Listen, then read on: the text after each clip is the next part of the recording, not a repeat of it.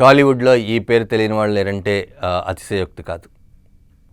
ఒకానొక సమయంలో రామారావు, ఎన్టీఆర్, ఏఎన్ఆర్లనే తన కాళ్ళ దగ్గరికి తీసుకొచ్చిన పరిస్థితి ఉంది అని ఆ రోజుల్లో చాలామంది చెప్పుకోవడం జరిగింది. చివరికి వాళ్లే కాంప్రమైజ్ అయ్యారు. వాళ్ళు కాంప్రమైజ్ అవ్వడానికి వన్ ఆఫ్ ద ప్రొడ్యూసర్ కూడా కారణమని కూడా పెద్ద బ్యానర్లో ఉన్న ఆనాటి పెద్ద బ్యానర్లో ఉన్న ప్రొడ్యూసర్ కారణమయ్యారు అని కూడా మనకి చాలా విషయాలు తెలుస్తూ ఉంటాయి. దాదాపు కొన్ని సినిమాలు ఎన్టీఆర్, నాగేశ్వరరావు, జమునతో చేయని పరిస్థితి అని ఆ రోజుల్లో చెప్పుకోవడం జరిగింది. మీరు చేయకపోయినా పర్వాలేదు, నేను ఇతర హీరోలతో చేస్తానని ఇతర హీరోలతో చేసి ఆ సినిమాల్ని హిట్ చేసిన పరిస్థితులు, జమున వల్ల సినిమా హిట్ అయిన సందర్భాలు కూడా ఉన్నాయని మనకు తెలుస్తోంది. అటువంటి జమున దాదాపు మనం చూసాం, ఆమె మీద మనం అపర సత్యభామ అని పేరు కూడా ఉంది. టాలీవుడ్లో ముఖ్యంగా తెలుగు సినిమాలో సత్యభామ వేషంలో ఆమె కుదిరినట్టు ఇంకెవరూ కుదరలేదని కూడా చాలామంది ఈ రోజుకి కూడా శ్రీకృష్ణ తులాభారం సినిమా వచ్చిందంటే కనుక మనం చూడొచ్చు. ఆమె జమున సత్యభామ వేషంలో తను హొయలలికించటం, ఆ యారోగెన్స్ ఏదైతే ఉందో ఆ యారోగెన్స్ చూపించడం, సత్యభామ అంటే ఇలానే ఉండేదా అన్నట్టు చూపించిన సందర్భాలు కనపడుతున్నాయి. అలాగే ఆమె ఎలా అయితే బిహేవ్ చేస్తుందో అలానే ఒక సాంగ్ కూడా ఆ రోజుల్లో రాశారు. అయితే అది ఆపోనెంట్లో రాసినట్టు తెలుస్తుంది. ముక్కు మీద కోపం నీ మొహ అనే పాట కూడా ఉంది. కరెక్ట్గా జమునకి సూట్ అయ్యే సాంగ్ అని కూడా ఆ రోజుల్లో చాలా చెప్పుకోవడం జరిగింది. ఇదంతా ఎందుకు చెప్తున్నానంటే జమున అటు సినిమాల్లోనే కాదు, ఇటు రాజకీయాల్లో కూడా తను ఏదైతే పట్టుకుందో, తను పట్టిన కుందేటికి మూడే కాళ్ళు అన్న చందంగా బిహేవ్ చేసేది. తను నిర్ణయించుకుందంటే ఎంత పెద్దవాళ్ళు చెప్పినా కూడా వినే పరిస్థితి ఉండేది. తను నిర్ణయించుకుంది అంటే అక్కడ జరగాల్సిందే. ఇలానే జరిగింది ఆమె రాజకీయాల్లోకి రావటం. 1982లో రాజకీయాల్లోకి వచ్చారు. ఆ విషయం మనందరికీ తెలిసిందే. అయితే అంతకంటే ముందు ఇందిరాగాంధీ పిలవడంతో జమున 80లోనే రాజకీయాల్లోకి రావడం జరిగింది. కాంగ్రెస్ పార్టీలో జాయిన్ అయింది. 80లో జాయిన్ అయినా కూడా ఎక్కువగా తను పార్టిసిపేట్ చేయకపోవటం, సినిమాలకే ఎక్కువగా కాన్సన్ట్రేట్ చేయడంతో ఆమె దూరంగానే ఉందని చెప్పాలి రాజకీయాల్లో. అయితే 82లో ఎన్టీఆర్ పార్టీ పెట్టడం ఆమెకి ఇష్టం లేదు. ఎన్టీఆర్ పార్టీ పెట్టడం ఇష్టం లేకపోవడంతో ఎన్టీఆర్ మీద నెగిటివ్గా మాట్లాడటం, కాంగ్రెస్లో ఉండి తను కాంగ్రెస్ లీడర్గా తెలుగుదేశం పార్టీని చాలా విధాలుగా ఎస్పెషల్లీ రామారావుని టార్గెట్ చేయడం జరిగింది. ఈ విషయంలో కాంగ్రెస్ చాలా హ్యాపీ ఫీల్ అయింది. ఎందుకంటే ఎన్టీఆర్ని ఎదుర్కొనే సత్తా జమునకి మాత్రమే ఉంది అన్నంత స్థాయిలో జమున ఆ రోజుల్లో మాట్లాడింది. కానీ పోటీకి మాత్రం ఎక్కడా కూడా పోటీ చేయలేదు. అయితే 85లో ఎన్టీఆర్ అసెంబ్లీలో జరిగిన చిన్న విషయంతో మొత్తం అసెంబ్లీని రద్దు చేయటం, మళ్ళీ ఎలక్షన్స్కి వెళ్ళటం జరిగింది 1985లో.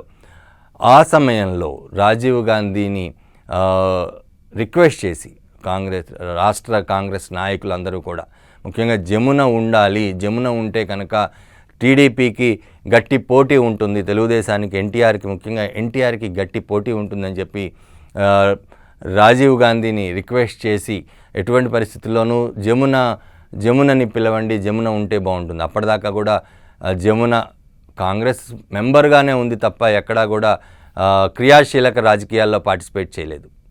సో ఆమెను క్రియాశీలక రాజకీయాల్లోకి తీసుకురండి అని చెప్పి ఉమ్మడి రాష్ట్రంలో ఉన్న కాంగ్రెస్ నాయకులందరూ కూడా రాజీవ్ గాంధీని కోరటం జరిగింది. రాజీవ్ గాంధీ స్వయంగా వచ్చి జమునని పార్టీ క్రియాశీలకంగా ఉండాలి, అలాగే పోటీ చేయాలి అని కూడా రిక్వెస్ట్ చేయడం జరిగింది. అయితే తాను మాత్రం పోటీ చేయాలంటే తను ఎక్కడైతే నిర్ణయించుకుంటూ అక్కడే పోటీ చేస్తా తప్ప మీరు నిర్ణయించిన ప్రాంతంలో కాదు అని కండిషన్ పెట్టడం జరిగింది. దానికి రాజీవ్ గాంధీ అలాగే రాష్ట్ర నాయకులు కూడా యాక్సెప్ట్ చేశారని మనకి తెలుస్తోంది. ఆనాటి నాయకులు చాలామంది చెప్పడం జరిగింది. ముఖ్యంగా మంగళగిరి ఈరోజు మంగళగిరి అనగానే ఒక పెద్ద లోకేష్ రాష్ట్ర మంత్రిగా చేస్తున్నారు. దానికి ఒక ప్రత్యేక ప్లేస్ అనేది ఒకటి ఉంది, ఫేమస్ అయిపోయింది కూడా. లోకేష్ మినిస్టర్ అవటము, లోకేష్ అక్కడ నుండి పోటీ చేసి ఒకసారి ఓడిపోవటం, తర్వాత మళ్ళీ ఇప్పుడు గెలిచి మినిస్టర్ అవటం ఈరోజు ఫేమస్ అయింది. అయితే ఆ రోజుల్లోనే 1985లోనే జమున పోటీ చేయటం అక్కడ మంగళగిరికి ఒక ప్రత్యేక పేరు వచ్చేసింది. ఆనాడు ఎటువంటి పరిస్థితుల్లోనూ తాను అక్కడి నుండే పోటీ చేస్తానని మంకు పట్టు కూర్చుందని కూడా చెప్పొచ్చు. ప్రతి ఒక్కళ్ళు కూడా కాంగ్రెస్ నాయకులందరూ, అలాగే ప్రతి ఒక్కళ్ళు కూడా సినిమాలో ఇండస్ట్రీలో జమునకు సపోర్ట్ చేసిన వాళ్ళు, అలాగే రాజకీయ నాయకులు కూడా, రాజకీయ విశ్లేషకులు కూడా ఇక్కడ మాత్రం పోటీ చేయొద్దు, మంగళగిరి వద్దు జమున అని చెప్పడం జరిగింది. కానీ జమున మాత్రం నేను పోటీ చేస్తే మంగళగిరిలోనే పోటీ చేస్తా అని నిర్ణయించుకోవటం, వారికి అదే చెప్పడం, ముందే మనం మాట్లాడుకున్న తను పట్టిన కుందేటికి మూడే కాళ్ళు అన్న చందంగా నేను మంగళగిరిలోనే పోటీ చేస్తా అని ఫిక్స్ చేయటం, మంగళగిరిలో పోటీ చేసింది.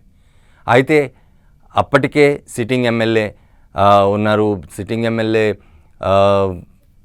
అక్కడ కుల సంఘంకి సంబంధించిన వ్యక్తి, స్థానికత ఇవన్నీ ఉన్నాయి. కానీ ఆమె మాత్రం అక్కడే పోటీ చేసింది.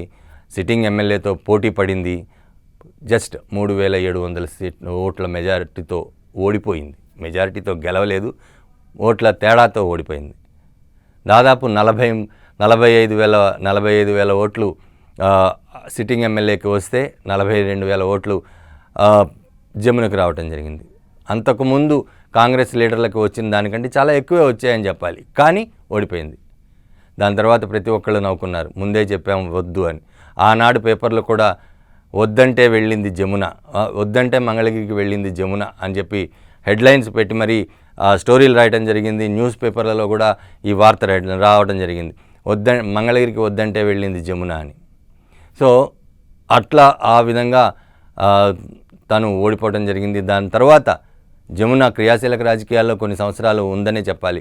89లో మళ్ళీ ఒకసారి ఎలక్షన్స్ వచ్చాయి. ఎలక్షన్స్లో ఆమె రాజమండ్రి నుండి ఎంపీగా పోటీ చేసింది. చుండ్రు శ్రీహరి చేతిలో ఆమె ఓడిపోవటం జరిగింది రాజమండ్రి ఎంపీగా.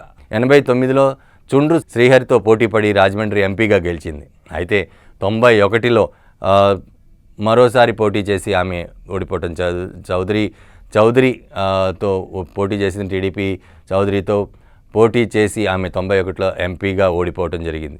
దాదాపు 2 సంవత్సరాలు ఎంపీగా ఉన్న అక్కడ రాజమండ్రి పరిస్థితుల్లో చాలా వరకు జమున తన మార్కును చూపించిందని కూడా చెప్పచ్చు. అయినప్పటికీ కూడా 91లో ఎంపీగా ఓడిపోయింది. దాని తర్వాత ఆమె క్రియాశీలక రాజకీయాల నుండి దూరమైంది. కానీ ఇప్పటికీ కూడా ఆమె ఎంపీగా చేసినా కూడా ఇప్పటికీ కూడా చాలామంది వద్దంటే వెళ్ళింది మంగళగిరికి, ఓడిపోయింది అని చెప్పి జమున గురించి మాట్లాడుతూ ఉంటారు. సో జమున సినిమా రంగంలోనే కాదు, రాజకీయ రంగంలో కూడా తన మార్కు చూపించిందనే చెప్పాలి.